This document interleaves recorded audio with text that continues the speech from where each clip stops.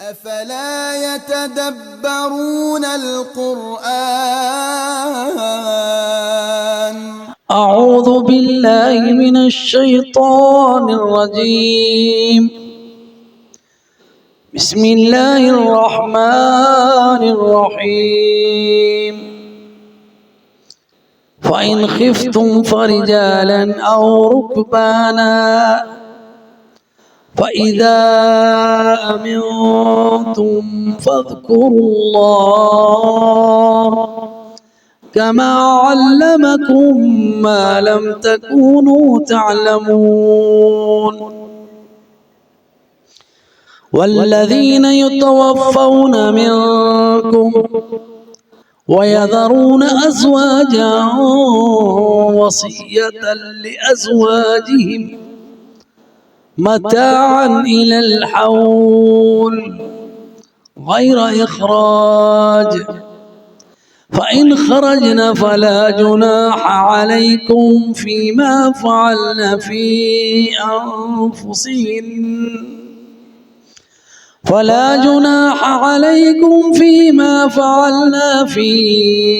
أنفسهم من معروف والله عزيز حكيم وللمطلقات متاع بالمعروف حقا على المتقين كذلك يبين الله لكم آياته لعلكم تعقلون فإن پس اگر خفتم تمہیں خوف ہو ڈر ہو فرجالاً پس پیدل چلتے ہوئے پڑھ لو او رکباناً یا سواری پر پڑھ لو سوار ہو کر فَإِذَا پس جب امنتم خوف دور ہو جائے تم امن میں آ جاؤ فَاذْكُرُوا اللَّهَ پس اللہ کا ذکر کرو کما جیسے علمکم سکھایا تمہیں ما لم تکونو جو نہیں تھے تم تعلمون جانتے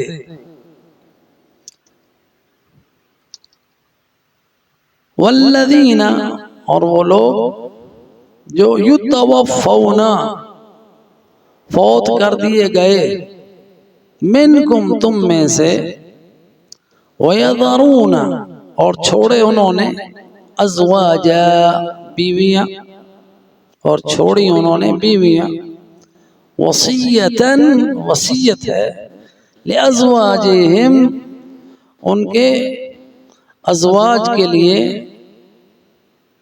متاعاً سامان الی الحول ایک سال تک غیر اخراج بغیر ان کو گھروں کے نکالنے کے فَإِنْ خَرَجْنَا پس اگر وہ چلی جائیں فَلَا جُنَاحَ پس نہیں ہے گناہ علیکم تم پر فِيمَا فَعَلْنَا اس میں جو انہوں نے کیا فی انفسہن اپنی جانوں کے بارے میں معروف دستور کے مطابق واللہ عزیز اور اللہ غالب ہے حکیم حکمت والا ہے وللمطلقات اور طلاق یافتہ عورتوں کے لیے متاع سامان ہے بالمعروف دستور کے مطابق حقا واجب ہے حق ہے علی المتقین متقین پر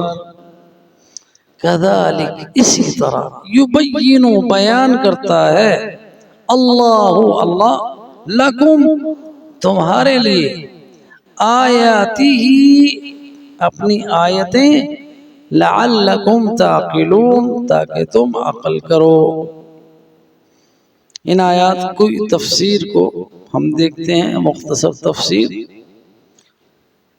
فَإِنْ خِفْتُمْ فَرِجَالًا او رکبانا، پس اگر تمہیں ڈر ہو تو پھر پیدل یا سواری پر۔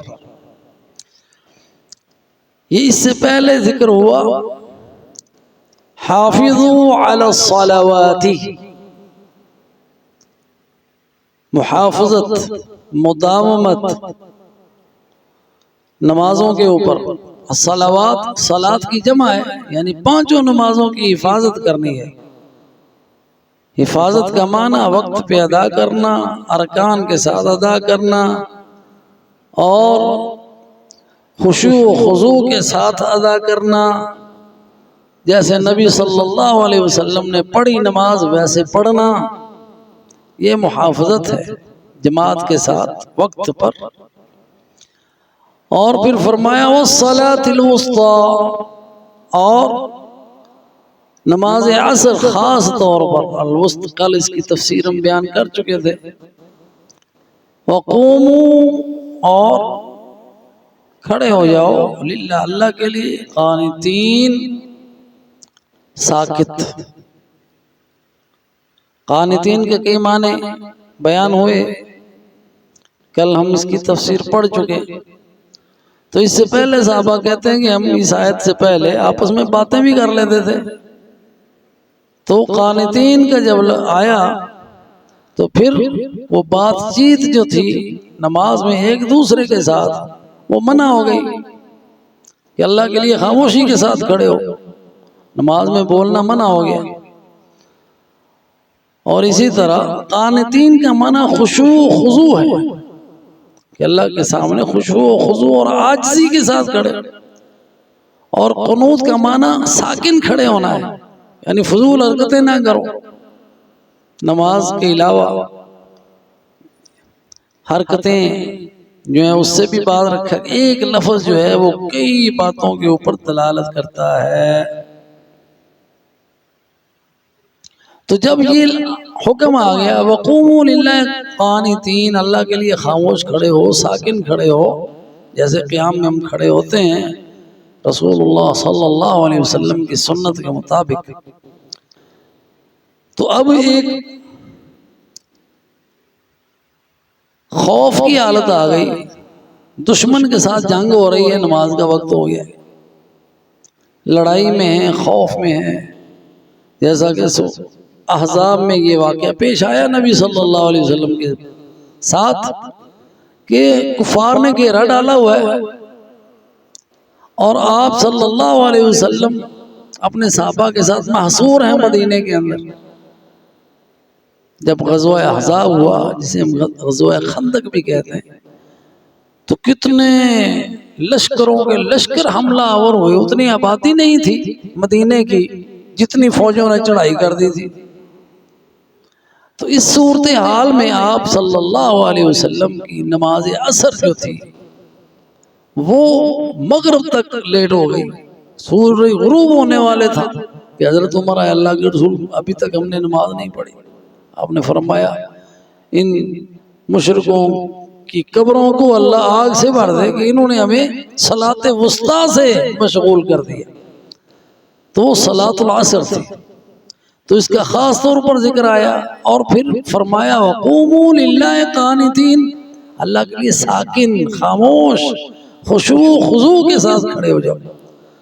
اب اس میں فَإِنْ خِفْتُمْ استثنائی صورتحال آ گئی، وہ یہ کہ اگر تمہیں ڈر ہو، دشمن کا ڈر ہے، حملہ ہو رہا ہے، اور ایسے میں نماز کا وقت ہے، نماز بھی چھوڑنی نہیں کسی حال میں، کسی حال میں نماز کی رخصت نہیں ہے، جنگ کی صورتحال ہے، خوف ہے، فَإِنْ خِفْتُمْ، اب تم ساکن نماز نہیں پڑھ سکتے، ایسے حالات نہیں ہیں، تو پھر اللہ تعالیٰ نے تخفیف کر دی کہ تم چلتے پھرتے نماز پڑھ لو، فَرِجَالًا، ٹانگوں کے اوپر چلنے کو، اپنی ٹانگوں کے اوپر چلتے ہوئے چل پھر رہے ہو، قبلہ رخ نہیں بھی ہو، جدھر بھی منہ ہے اپنے زبان سے نماز کا جو ہے اذکار وہ کرتے رہو، اپنی نیت کے ساتھ، رکوع نہ کرو لیکن نیت رکوع کی ہے، اور سامنے دشمن کے ساتھ مقابلہ بھی ہے، سبحان ربی العظیم بھی ہو رہا ہے اور کھڑے،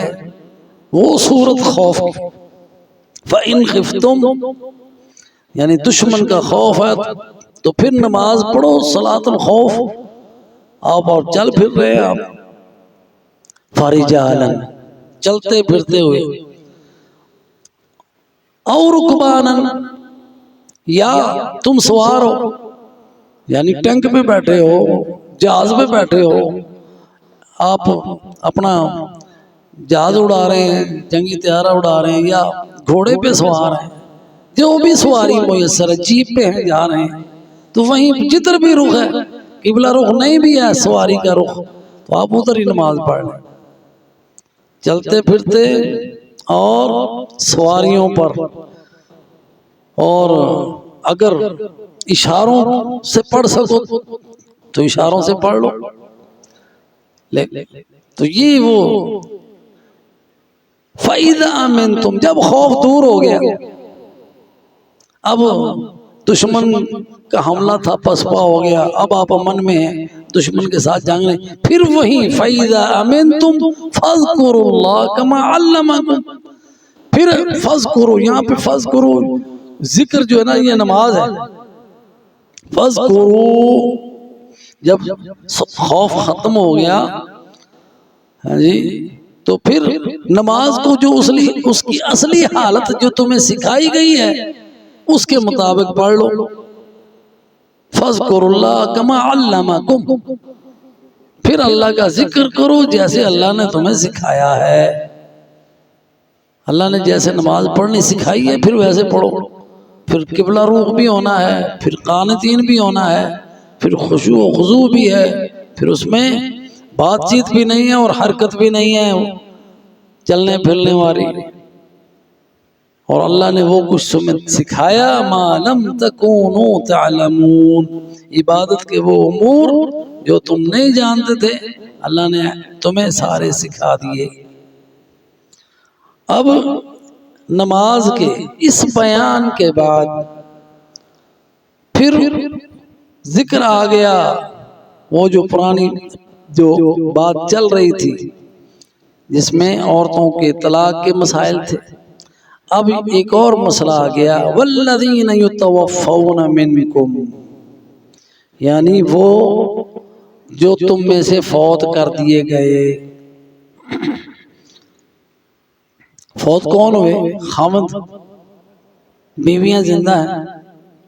والذین یتوفون منکم اور جو خاوند فوت ہو گئے، وَيَذَرُونَ أَزْوَاجًا اور انہوں نے بیویاں چھوڑی پیچھے.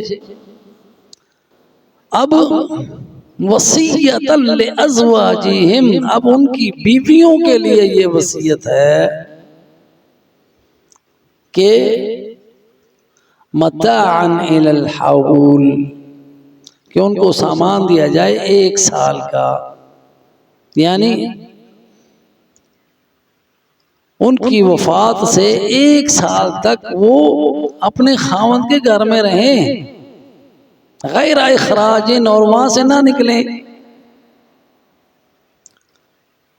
اور یہ وصیت جو ہے نا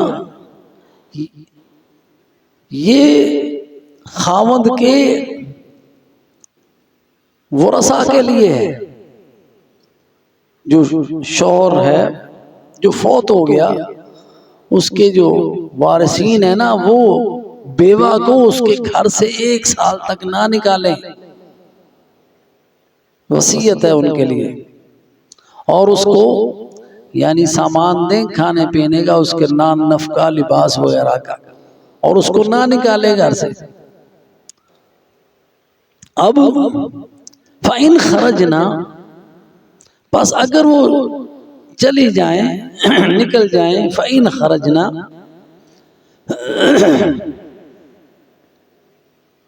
فَإِنْ خَرَجْنَا فَلَا جُنَاحَ عَلَيْكُمْ اور اگر وہ چلی جاتی ہیں یعنی 1 سال گزارنے کے بعد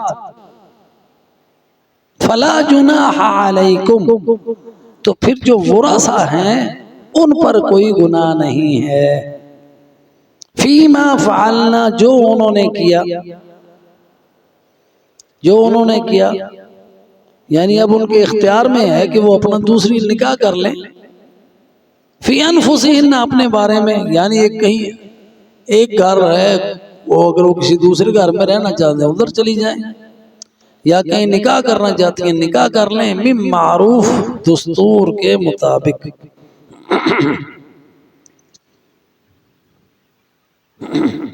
تو جتنے بھی جائز امور ہیں وہ اگر اختیار کرنا چاہتی ہیں تو جو ولی الامر ہے ان پر کوئی گناہ نہیں ہے۔ واللہ عزیز حکیم، اور اللہ عزیز ہے، قوت والا ہے، یعنی اگر یہ جو دستور کے مطابق معاملات نہ کیے تو اللہ عزیز ہے، سزا بھی دے گا تمہیں۔ اگر تم نے اس کی حق تلفی کی پھر بھی اس حق تلفی کا تمہیں خمیازہ بھگتنا پڑے گا۔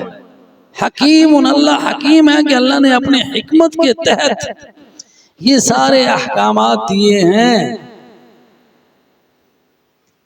اب یہ آیا کریمہ، اس کے بارے میں علماء نے کی مختلف آراء ہیں۔ ایک رائے یہ ہے کہ یہ آیت کا حکم منسوخ ہے اس آیت کے ساتھ جس میں عدت مقرر کی گئی ہے بیوہ کی، جو ہم نے پہلے پڑھی کہ وہ والذین یتوفون منکم، وہ یہی آیت، یہی الفاظ، وہ لوگ جو فوت کر دیے گئے منکم تم میں سے، وَيَذَرُونَ أَزْوَاجًا، اور چھوڑیاں انہوں نے بیویاں، آگے کیا ہے، يَتَرَبَّصْنَ بِأَنفُسِهِنَّ أَرْبَعَةَ أَشْهُرٍ وَعَشْرًا، یہاں پہ اللہ تعالیٰ نے ان کو کہا کہ وہ روکے رکھیں اپنے آپ کو 4 مہینے اور 10 دن۔ اور یہاں پہ یہ سورہ بقرہ کی آیت نمبر 234 ہے جس میں عدت کا بیان ہوا کہ وہ 4 مہینے 10 دن ہے، اور یہ جو آیت ہے اس میں بھی وہی الفاظ ہیں، والذین یتوفون منکم ویذرون ازواجا، یہاں تک آیت وہی ہے، 234 بھی اور 239 بھی، 240، ہاں آیت نمبر 240، وہ جو فوت کر دیے گئے تم میں سے اور چھوڑی انہوں نے بیویاں، ان کی وصیت ہے ان کے ورثہ پر کہ وہ 1 سال تک ان کو سامان دے۔ یہاں پہ عدت جو ہے وہ 1 سال ہے، اور وہاں پہ عدت 4 اشہر وعشرہ ہے، 4 مہینے 10 دن۔ تو بعض علماء کا موقف یہ ہے کہ یہ جو 4 اشہر وعشرہ ہے اس نے اس کو منسوخ کر دیا کہ پہلے ان کی مدت جو تھی 1 سال تھی، اس کو کم کر کے اللہ تعالیٰ نے 4 مہینے 10 دن کر دی۔ اور ایک دوسرا موقف علماء کا یہ ہے کہ وہ حالات اور ہیں، یہ حالات اور ہیں، یہ حکم بھی باقی ہے، وہ حکم بھی باقی ہے۔ اس میں یہ کہ اگر 4 مہینے 10 دن پورے بھی ہو گئے تو یہاں پہ ان کو کہا گیا ہے وصیۃ لازواج متاعا الی الحول غیر اخراج، 4 مہینے 10 دن کی اگر مدت پوری ہوگی تو پھر ان کو گھر سے نہ نکالو، 1 سال تک وہ رہ سکتی ہیں گھر میں، اور اس میں غیر اخراج ان کو نکالنا نہیں ہے۔ تو جب وہ 1 سال پورا اپنا کر لیں تو پھر ان پر کوئی گناہ نہیں، تم پر کوئی گناہ نہیں کہ وہ اپنے آپ میں جو فیصلہ کرے، ان کو اجازت ہے، نکاح کر سکتی ہیں، کہیں اور رہنا چاہیں رہ سکتی۔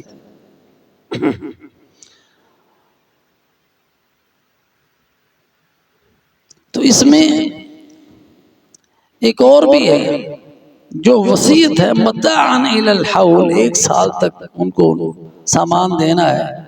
تو اب اللہ سبحانہ وتعالی نے وراثت میں جب اس کو حق دے دیا بیوی کو تو پھر وہ اس کے لیے اس میں سے حصہ دے جو اس کا وراثت میں بنتا ہے۔ جی وَلِلْمُطَلَّقَاتِ، اب ایک اور حکم آ گیا وہ طلاق یافتہ عورتوں کے لیے.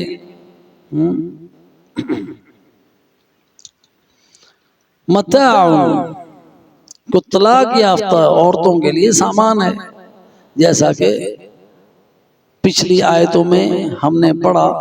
اس میں وَإِن طَلَّقْتُمُ النِّسَاءَ مِن قَبْلِ أَن تَمَسُّوهُنَّ وَقَدْ فَرَضْتُمْ لَهُنَّ فَرِيضَةً.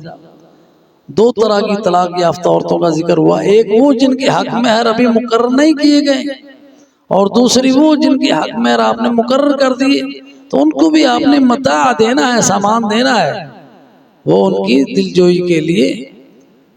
تو جب طلاق دیں تو اچھے طریقے سے اور ان کو اچھے طریقے سے رخصت کرنا ہے.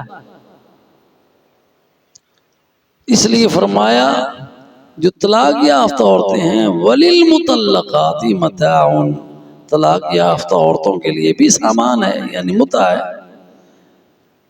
متاع کا معنی متاعن، یہ وہ متاع نہیں ہے جو شیعہ حضرات کے ہاں. متاعن یعنی سامان عطا کرنا ہے، مال و متاع دینا ہے، معروف کے مطابق. حقاً علی المتقین، یہ حق ہے، واجب ہے متقین پر. اور وہ جو اس کے مطابق یہ ہے کہ جس کا حق مقرر کیا اس کا، اور اگر دخول نہیں ہوا تو آدھا مہر، اگر دخول ہو گیا ہے تو پورا مہر، اگر دخول نہیں ہوا تو پھر دونوں کو اختیار ہے کہ چاہے تو سارا دستور کے مطابق حق مہر دے، جتنا ان کی خاندان میں اتنا دے دیا جائے. یہ ہے معروف. اور اس کے بعد فرمایا اللہ سبحانہ وتعالی نے کذالک یبین اللہ، اسی طرح اللہ واضح طور پر تمہارے لیے آیتیں بیان کرتا ہے. یہ ہے واضح بیان، قرآن واضح بیان کرتا ہے. معاملات تمہارے ہیں، اللہ تمہیں سمجھا رہا ہے کہ کیسے تم نے ان معاملات کو طے کرنا ہے.